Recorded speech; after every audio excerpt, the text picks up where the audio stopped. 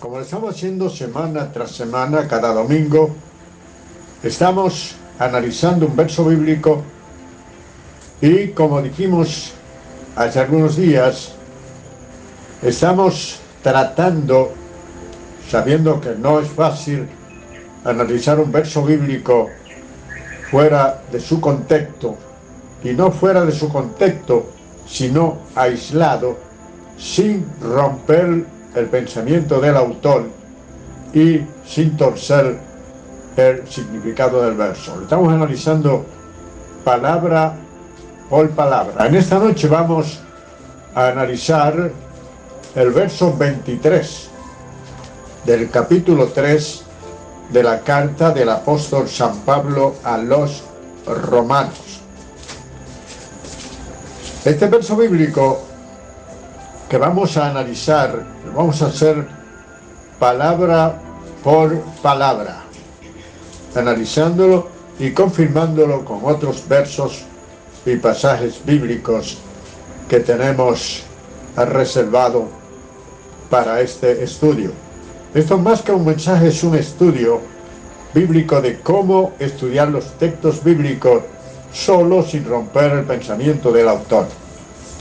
Este verso bíblico dice: por cuanto todos pecaron, están destituidos de la gloria de Dios.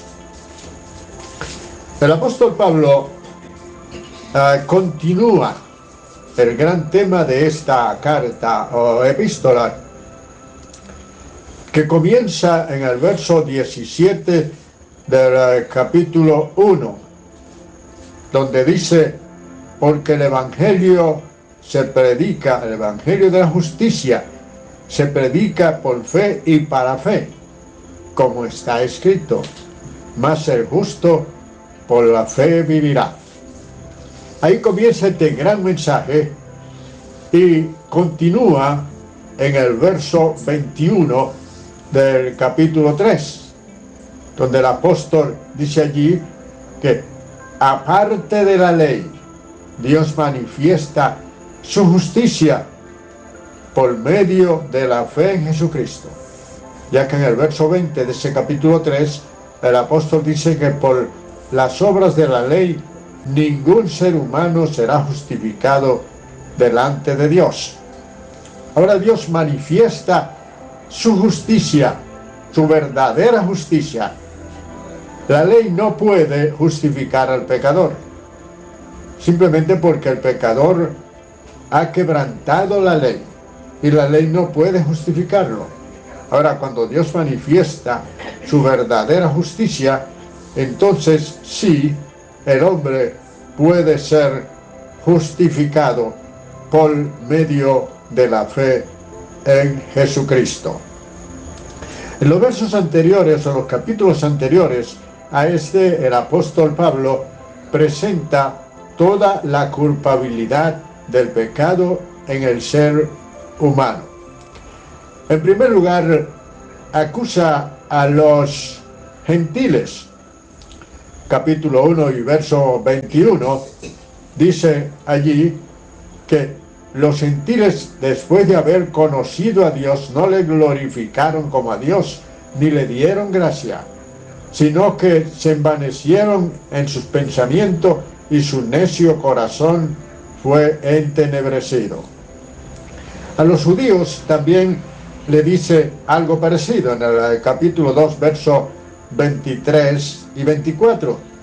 Dice: tú que te jactas de la ley, hablándole a los judíos, con infracción de la ley deshonra a Dios, porque está escrito: el nombre del Señor de Dios es blasfemado entre los gentiles por causa de vosotros.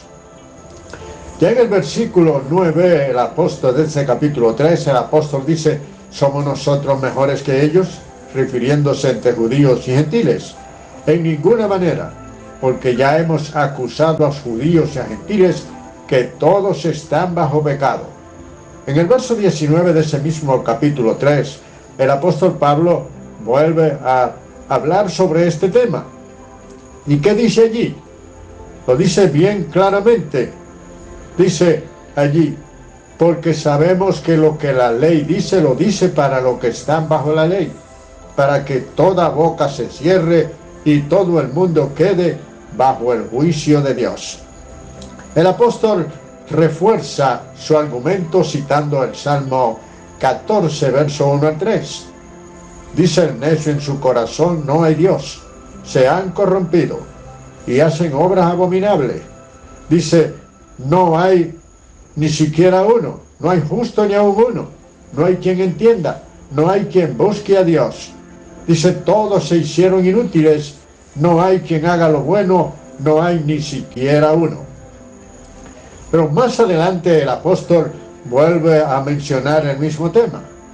En el capítulo 5 y verso 12 de esta carta a los romanos, él dice allí: porque así como el pecado entró en el mundo por un hombre, y por el pecado la muerte, y así la muerte pasó a todos los hombres, por cuanto todos pecaron. Todos pecaron. Quiere decir que la culpabilidad del pecado es algo ineludible, tanto para el religioso como para el ateo, para la persona culta como para el ignorante, para el rico y para el pobre. Todos están bajo la culpa del pecado. La otra parte de este verso bíblico aquí dice: pecaron. Primero lo presenta a todos, por cuanto todos. Luego, pecaron. Note usted que aquí el apóstol Pablo no dice que esta gente se olvidó de Dios, o que esta gente se enfrió, o que esta gente hacía caso omiso, o que ignoraba a Dios. No dice eso. No dice de ninguna manera que ellos descuidaron sus almas. Aquí dice que pecaron.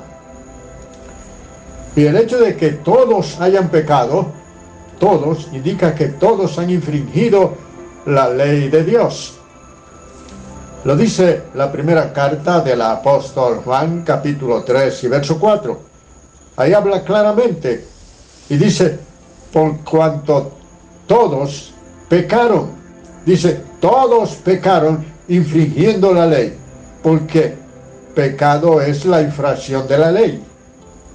Primera de Juan, capítulo 3 y verso 4. Pecado es la infracción de la ley. Todos infringieron la ley. Quiere decir que todo está bajo la culpa del pecado. Todos bajo la culpa del pecado. Hicieron iniquidad. La palabra iniquidad aparece 15 veces en el Nuevo Testamento y en la traducción del término griego anomía. Esto significa literalmente vivir sin ley.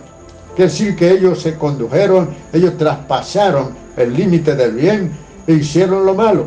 Vivieron como si no hubiera ninguna ley que regulara sus actos. Esa es la forma como realmente ha vivido el ser humano, como si no existiera ninguna ley. Y así realmente no es. Hay una ley de Dios que dice que todo lo que nosotros sembramos, eso mismo vamos a cosechar. Gálatas capítulo 6, versos 7 y 8. Dice allí claramente: no os engañéis, Dios no puede ser burlado. Todo lo que el hombre sembrare, eso mismo segará. El que siembra para la carne, de la carne segará corrupción. Mas el que siembra para el Espíritu, del Espíritu segará vida eterna.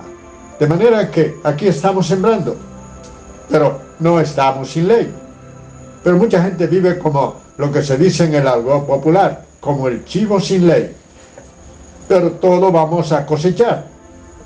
Segunda de Corintios capítulo 5, allá en el verso 10, dice que es necesario que cada uno comparezca ante el tribunal de Cristo, para dar cuenta de lo que hizo mientras estaba en el cuerpo, sea bueno o sea malo.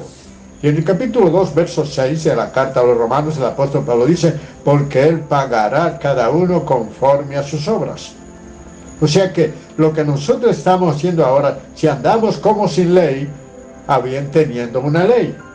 Pero si la ignoramos, entonces cosecharemos los frutos de esa siembra. Ellos hicieron iniquidad. Dice también que ellos cometieron impiedad, hicieron impiedad.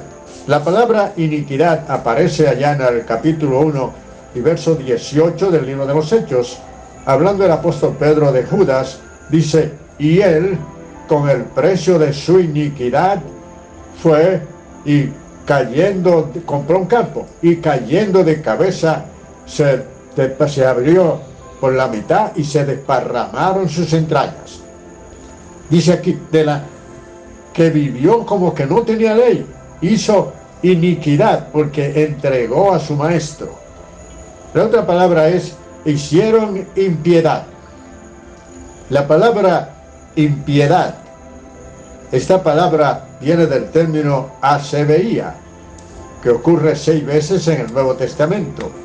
Asebeía, impiedad. Y eso realmente es lo que ellos hicieron. Y es lo que dice el capítulo 1, verso 18 de esta carta a los romanos. Dice, porque la ira de Dios se revela desde los cielos contra toda impiedad e injusticia de los hombres que detienen con injusticia la verdad. Hicieron impiedad, asebeía, pero dice también que ellos cometieron injusticia. Cometieron injusticia. La palabra injusticia viene del griego adikías, se escribe con K de kilómetro para los que llevan anotaciones. Adikía, esta palabra de impiedad. Y eso es lo que la palabra del Señor nos enseña, que Dios castiga toda impiedad. Y la palabra injusticia, adikía. Dice el capítulo 1, allá en el verso 29 de esta carta a los romanos, el apóstol Pablo dice, estando atestado de injusticia. Atestado de injusticia. Hicieron injusticia. Este mundo está lleno de injusticia en todos los órdenes. Injusticia es verdaderamente no reconocer a cada uno su derecho. Injusticia es negarle a la gente su derecho o no darle a la gente lo que le corresponde. Y este es un mundo de desigualdades, un mundo de injusticia, injusticia social en todos los órdenes, en todos los órdenes. Mientras que unos son muy ricos, es injusto cuando se hacen ricos a costa de los pobres, explotando a los pobres, y se hacen ricos con el dinero de los pobres. Y la Biblia dice claramente, no robe a los pobres porque es pobre, y dice, y aquel que realmente lo defiende a ellos está mirando vuestras obras. Bien, entonces aquí también ellos presentan, aquí el apóstol presenta a ellos cometiendo también no solamente injusticia, sino perversidad. Eso está en el capítulo 1 de esa misma carta, el verso 29. Dice que cometieron fornicación y perversidad. La palabra perversidad viene del griego ponería. Perversidad, una persona perversa. Hay mucha gente perversa en este mundo. Gente que quieren desestabilizar hasta la obra de Dios. Y que pretenden con injusticia y con perversidad, pretenden ellos mantener o detener el avance de la obra de Dios. Hay gente perversa de boca. Hay gente que vive una vida totalmente fuera de lo normal. Una persona que es verdaderamente una persona perversa es una persona que no merece estar dentro de una sociedad civilizada. Pero dice aquí la palabra que cometieron perversidad. Ponería. Realmente se pervirtieron y tomaron las cosas muy ligeramente, muy livianamente. Aquí encontramos ahora la otra parte de este verso bíblico, cuando dice que ellos pecaron, pero dice claramente, por cuanto todos pecaron, están destituidos de la gloria de Dios. Cuando habla aquí de pecado, pues también se aplica el término rebelión. Cuando nosotros buscamos el Salmo 51, el verso 1, encontramos que David le llama rebelión a su pecado.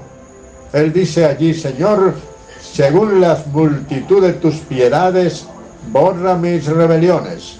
Y en el verso 3 del capítulo 51 dice, porque yo conozco mis rebeliones y mi pecado está siempre delante de mí. De manera que la condición del hombre es una condición paupérrima delante del Señor. Entonces, nosotros podemos decir aquí que el hombre ha cometido verdaderamente iniquidad, ha cometido injusticia, ha cometido impiedad y ha cometido perversidad delante de Dios. Y Dios lo toma todo eso en cuenta y nos llamará a juicio en aquel día, y solamente por medio de la sangre de Jesucristo podemos evitar que seamos juzgados fuertemente por el Señor y seamos condenados. Como dice Primera de Juan, capítulo 1 y verso 7, si andamos en luz como Él está en luz, tenemos comunión los unos para con los otros, y la sangre de Jesucristo, su Hijo, nos limpia de todo pecado. Es la única forma de poder escapar de la condenación eterna, el abandono en el lavacro hecho por Cristo en la cruz del Calvario, su sangre derramada en la cruz es la forma de lavar, limpiar nuestros pecados. La otra parte de este verso bíblico, aquí dice que todos pecaron y todos están destituidos de la gloria de Dios. Todos pecaron y están destituidos de la gloria de Dios.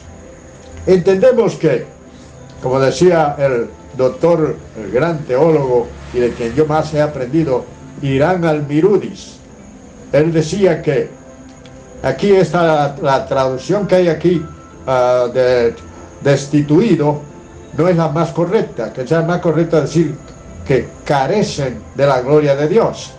Y hay muchas interpretaciones que se han hecho de esta palabra. Algunos la interpretan como la imagen de Dios perdida, la imagen de Dios que puso en el hombre en la creación perdida, la vida eterna perdida, la justicia divina también perdida, y algunos dicen que es la alabanza o la aprobación de Dios. Esto revela realmente, y esta es la más acertada, la de la gloria de Dios. ¿Qué significa esto de tal destituido o de carecer de la gloria de Dios? Carecer de ella. Los hombres a través de los siglos han tratado de agradar a Dios, y más que eso han tratado de ser justificados por sus propias obras, pero han fallado. Han fallado, porque no hay forma, no se puede de ninguna manera eludir esta responsabilidad, esta culpabilidad del pecado. No se puede eludir eso. Si el justo con dificultad se salva, ¿dónde aparecerá el impío y el pecador? Entonces, este es un camino duro, este es un camino verdaderamente para hombres y mujeres dispuestos a renunciar al pecado y buscar la salvación que es en Cristo Jesús, porque no hay ninguna otra solución. No importa que los hombres quieran justificarse por medio de sus obras.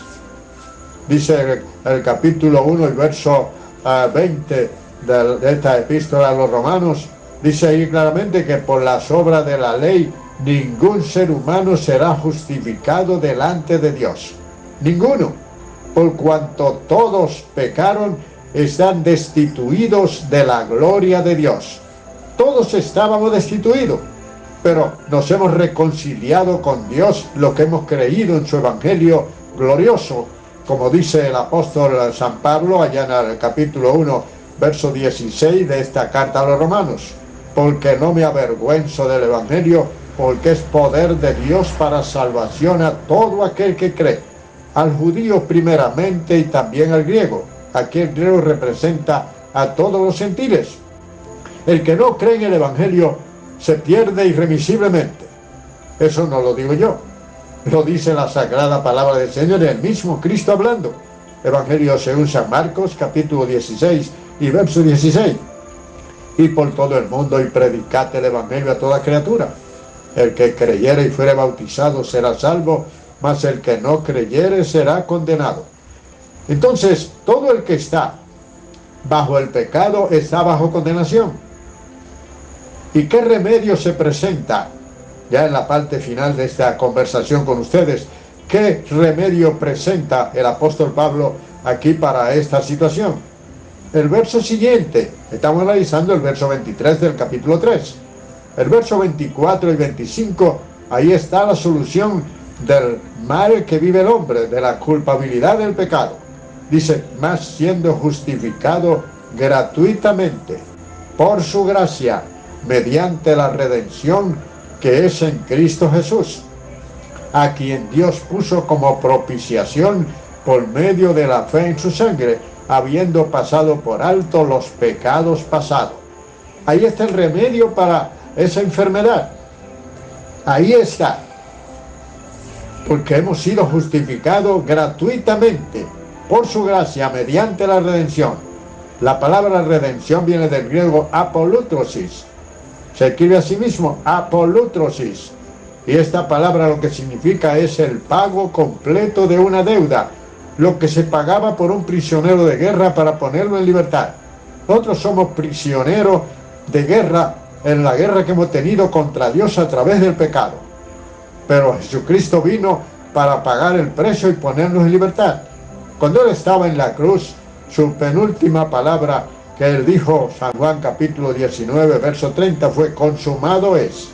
Viene del griego tetelestai, que significa la cancelación de una deuda. He acabado la obra que me diste que hiciese. ¿Cuál fue la obra? La obra de redimir al pecador que estaba bajo la condenación.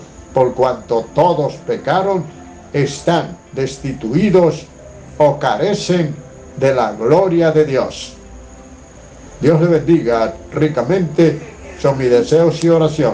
Es su hermano Gabriel Beltredes, Concilio de Iglesia Cristiana Damasco en la República Dominicana. Será hasta una próxima presentación.